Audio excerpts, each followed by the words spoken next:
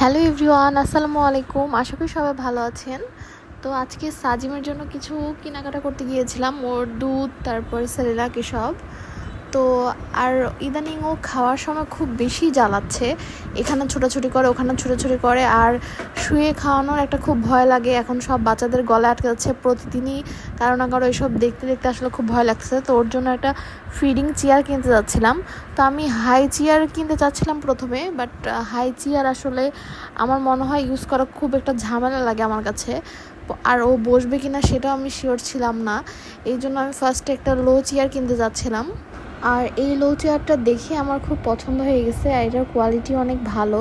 তো আমার মনে হয়েছে এটা খুব ইউজফুল, এটা বেডেও নিয়ে বসা যাবে, নিচেও বসা যাবে। আবার ফিডিং ট্রেটা বাদ দিলেও এটা সোফা হিসাবেও ব্যবহার করতে পারবে একটু বড় হলে।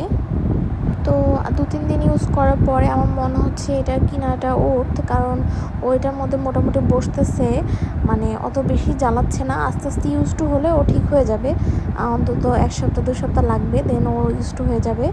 আর দেন আমি ওর জন্য একটু নুডলস বানাচ্ছি এখানে।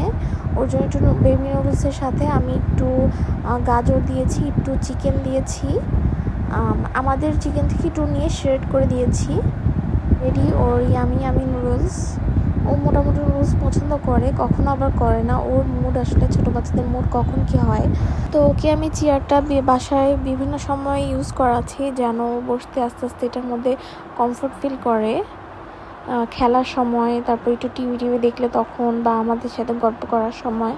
আর আপনারা যারা হাই চেয়ার কিনতে চান কিনতে পারেন, সবার বাচ্চা তো সেম না, অনেকেই ইউজ টু হয়ে যায় হাই চেয়ারে বসে থেকে সুন্দর মতো খায়। বাট সাজিম মনে হয় আমার হাই চেয়ার কিনলেও এটা পড়ে থাকবে, কারণ এরকম অনেক কিছু ওকে কেনার পরে ওগুলো পড়ে থাকে, তখন টাকাটা জাস্ট নষ্ট হয়।